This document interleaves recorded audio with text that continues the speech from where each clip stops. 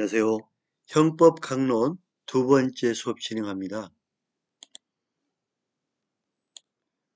이 시간에는 그러면 횡령죄의 보관의 주체, 위탁관계에 의한 보관자를 볼까요?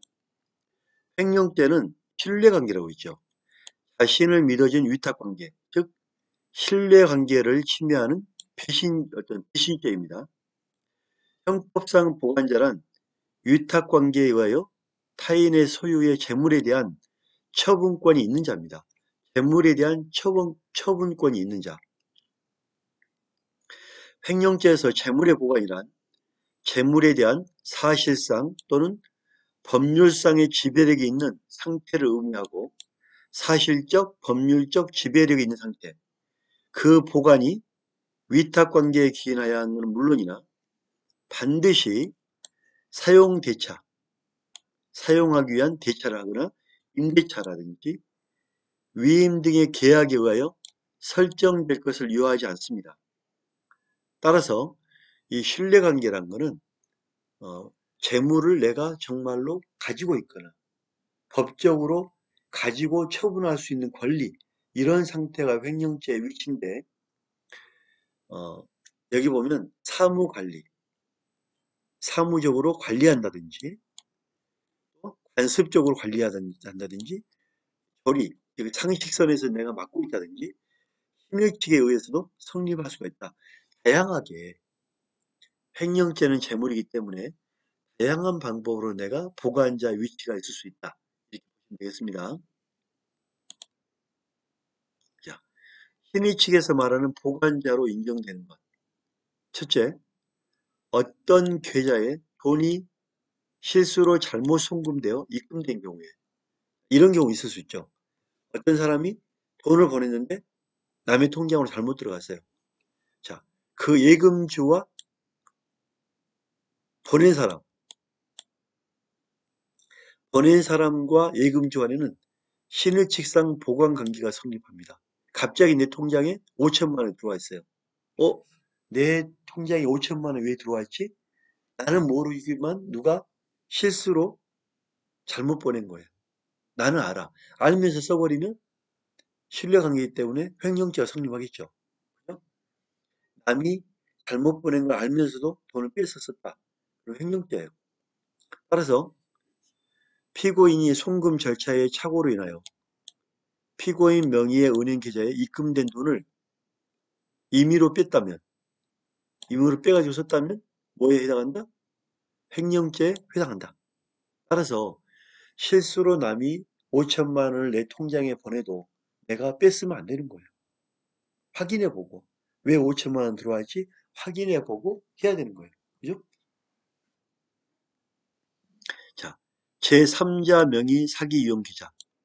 자, 이게 뭐냐면 보이스피싱. 보이스피싱, 보이스 목소리로, 보이스피싱이라는 거는 목소리로 피싱, 낚는다. 전화해서 목소리로 상대방을 낚아버려요. 보이스피싱. 이 보이스피싱이 제3자의 계좌를 삽니다. 100만 원 주고 하루만 씁시다 하고 계좌를 빌려요. 그리고 피해자에게 전화합니다. 내가 지금 의정부 중앙지검검사다. 서울중앙지검검사인데 여기 통장에 빨리 돈을 보내지 않으면 너를 형사 입건하겠다. 그래서 1억 원을 보낸다. 1억. 1억 원을 보냈다면 이 계좌에 어차피 돈이 들어왔죠. 근데 보이스피싱 계좌의 주인이 따로 있어요. A. 자, A가 이 돈을 자기 돈이 아닌 거 알죠? 뺏어버려. 또 남의 돈인 걸 알면서도 뺏어 쓰는 것.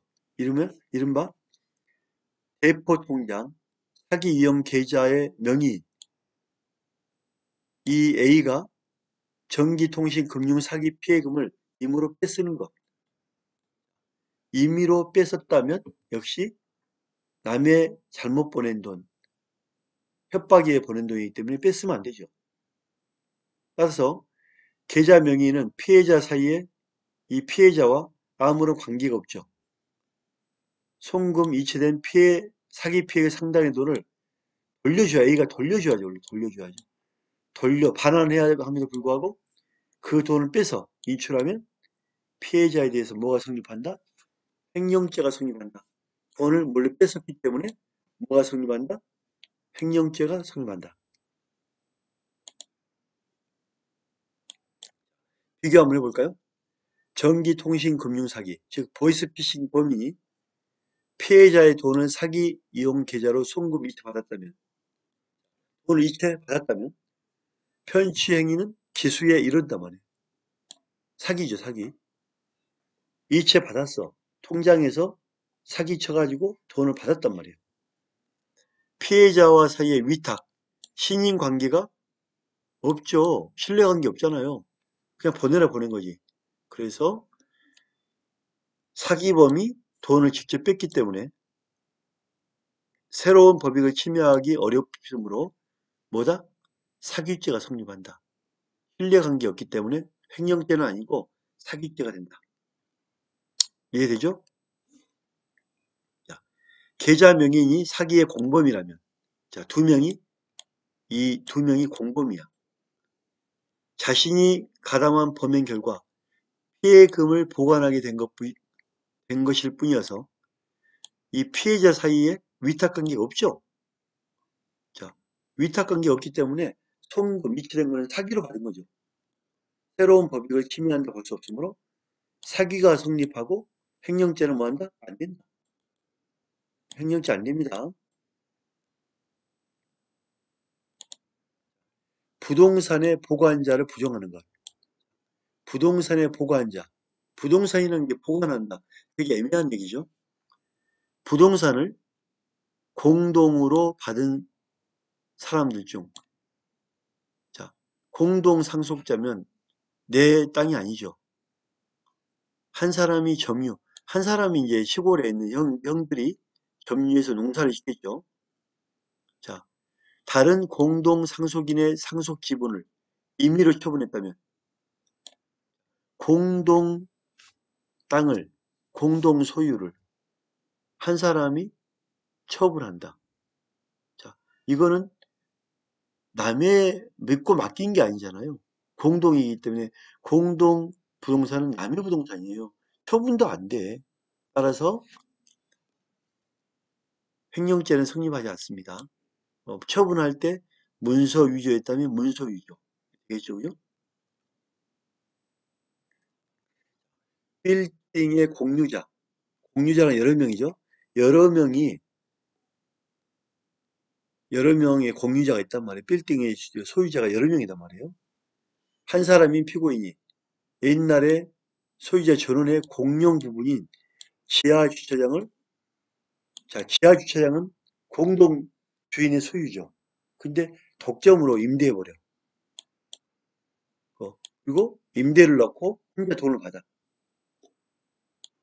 이런 경우는 어떻게 받냐? 독점 임대하고 임차료를 임의로 써버려. 받아 썼다. 자, 공동 빌딩에 공동 주차장을 임대했단 말이에요. 남의 거를 임대한 거죠. 그러면 이거를 혼자 모르게 임차해서 돈을 받았다면 민사적인 문제로 걸려받아야 되겠죠. 보관자 아니잖아요. 보관자가 아니기 때문에 횡령죄가 성립하지 않습니다. 공동 등기이기 때문에 믿고 맡긴 거 아닙니다. 자, 임야, 산의 진정한 소유자는 전혀 관계가 없어. 신탁자로부터 임야 지분을 명의신탁, 이름을 빌려주고 지분 이전 등기를 경로, 지분을 이전했다. 자, 그 수탁자가 신탁받은 지분을 임의로 처분한 경우 이 임야 지분을 횡령한 것으로 된다고 할 수 없다. 횡령이 안 되다. 왜? 여기 보면 임야 땅이 있어, 산. 자, 신탁자로부터 임야 지분을, 이 정도의 지분을 명의 신탁을 했단 말이에요. 이 정도만. 그러면 공동 재산이죠. 공동재산을 임의로 처분할 수 없죠. 처분했더라도 믿고 맡긴 게 아니기 때문에 횡령죄가 된다고 할 수 없다. 지금은 그게 있는 거 알죠, 여러분들? 부동산을 살 때 명의를 명확하게 해야 된다. 즉, 남의 이름으로 땅을 살 수가 없죠, 지금은. 명의신탁 금지되어 있죠, 그죠? 부동산 등기법에 남의 이름으로 땅을 사게끔 못하게 돼 있어요. 과거에는 할 수 있었지만 지금은 못하게 돼 있습니다. 그래서 자기 명의로 사야 돼요. 자기 명의로. 자, 자기 명의로 사야 되고 공동 지분은 남의 지분이죠. 남의 거죠. 그래서 믿고 맡긴 게 아니기 때문에 일단 보관 관계가 아니기 때문에 횡령죄가 성립하지 않는다. 부동산의 보관자란 부동산의 보관자는 부동산에 대해서 유효한 법적인 처분 권한이 있어. 자기 마음대로 처분 권한이 있는 자다. 부동산에 등기가 되어 있다면 유효한 단독 명의 등기자 되어야 되겠죠. 자, 부동산에 등기가 되어 있지 않다면 위탁관계에 의해서 부동산을 현실로 관리하는 자가 보관자입니다. 따라서 소유자와 무관한 등기, 물품 제조회사 법인, 자, 법인 앞으로 된 등기, 팔 수가 없죠. 공동 상속 점유, 공동인 점유, 공용 주차장, 등기 서류만 보관하는 것. 이건 부동산 처분이 안 됩니다. 보관자로 할 수 없습니다.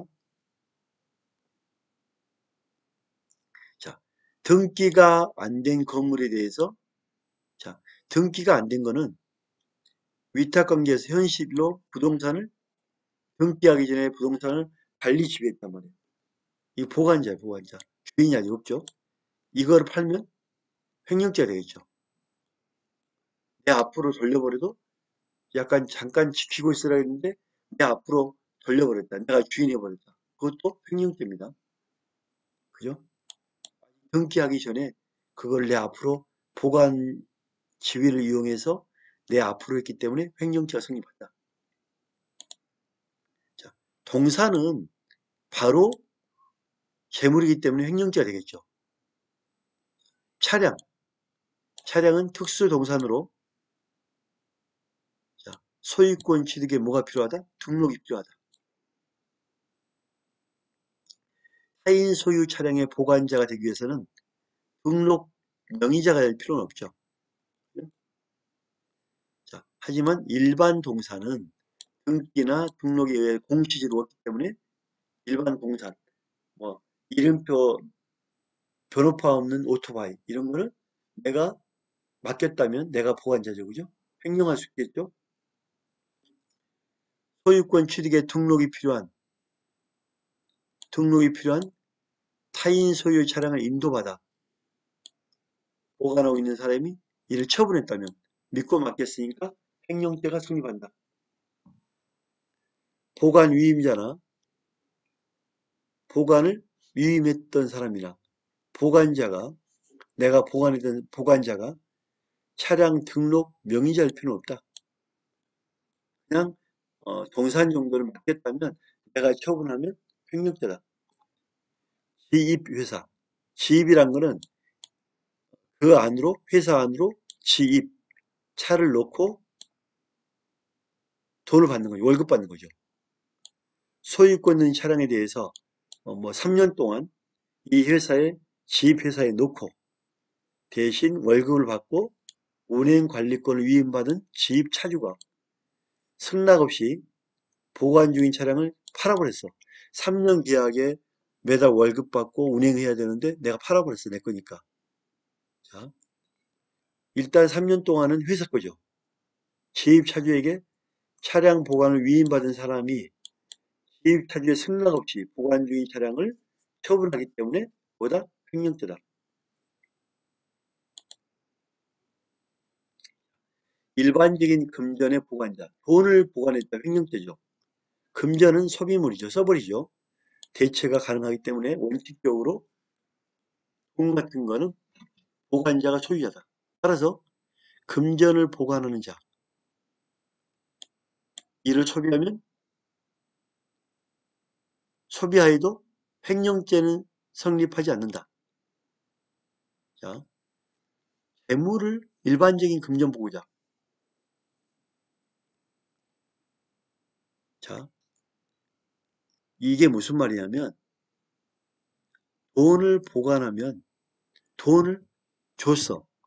보관시켰어. 자, 방금 말한 대로 돈은 내가 써도 5만 원 썼다면 5만 원 보충하면 되잖아요. 내가 썼어. 어차피 A가 B에게 돈을 맡겼을 때 차용증을 쓸 거 아니에요. 보관증을. 보관증을 가지고 있단 말이에요. 보관증을. 그러면 보관증이 있기 때문에 언제든지 돈을 달라갈 수 있단 말이에요.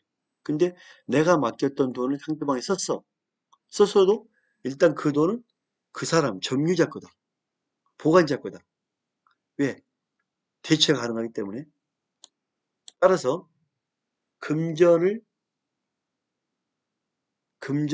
보관하는 자의 소유거기 때문에 써도 횡령죄가 성립하지 않는다. 소음료, 프랜차이즈 가맹점에서 벌어들인 금전, 익명조합원이 출자한 금전, 이익금, 돈이죠. 부가가치세 명목으로 징수한 매출세액, 지입차주가 지입회사에 낸 지입료 내고 일자리를 받는 거죠. 뭐. 입사보증금 회사에 지급한 금전, 경매법원에서 자신의 명의로 배당된 금전, 변제받은 금전, 경매법원에서 자신의 명의로 낙찰받은 돈, 낙찰받은 부동산, 채권 담보로 발행한 수표, 실질적 급여로 성질을 갖는 시책비, 물건 납품을 위해 교부받는 선매 대금, 선박 건조 선수금 미리 받은 돈, 적법하게 수령할 권한 있는 보수, 돈, 자기 소유다 이거예요. 보관하는 사람 거다, 돈은. 돈은 보관하는 사람 거기 때문에 처분해도 횡령죄가 안 된다. 왜? 나는 보관 믿고 맡겼다는 보관증을 받았기 때문에. 그죠?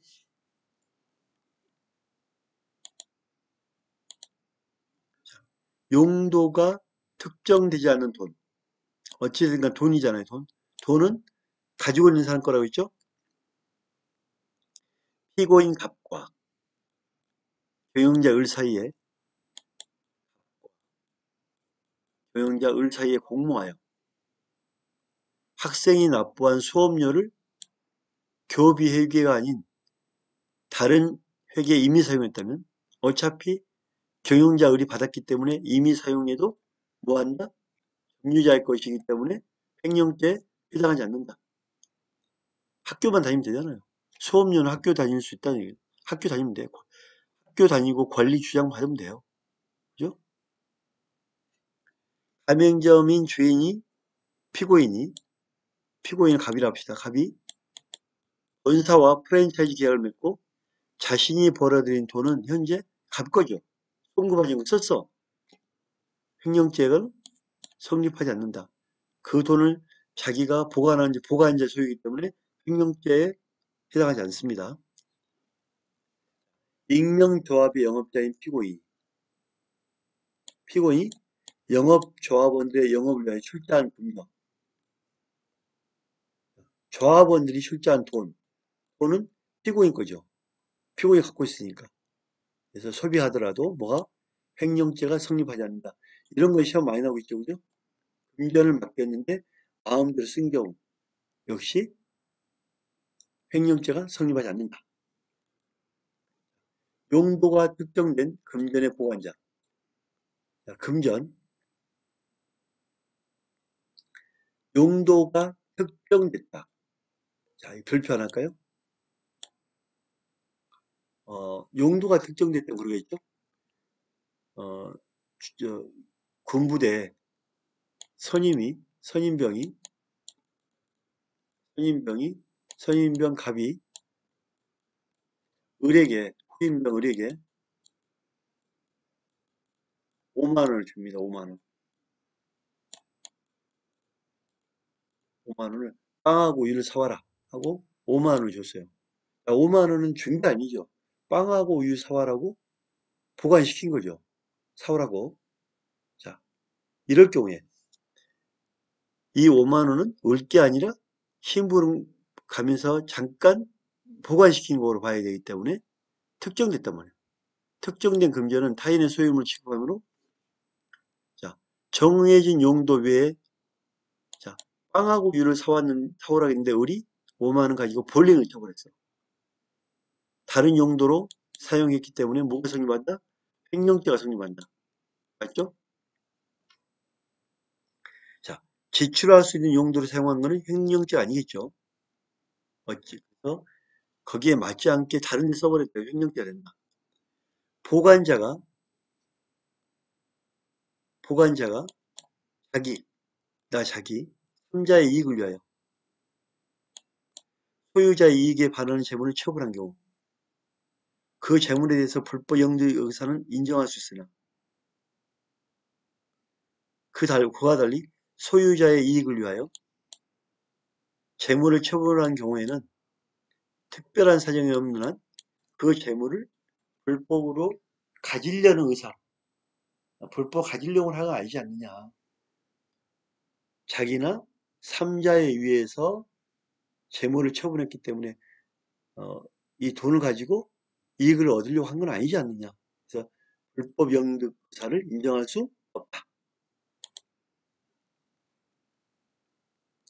자, 타인으로부터 용도가 엄격히 제한된 여기에만 써라 하고 제한된 조언을 위탁받아 집행하면서 제한된 용도 외의 목적으로 자금을 썼다면 이거는 횡령죄겠죠.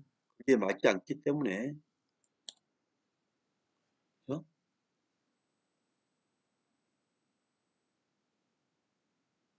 다른 목적으로 제한된 거를 다른 목적으로 썼다면 횡령한 거죠, 횡령. 용도나 목적이 특정되어 보관된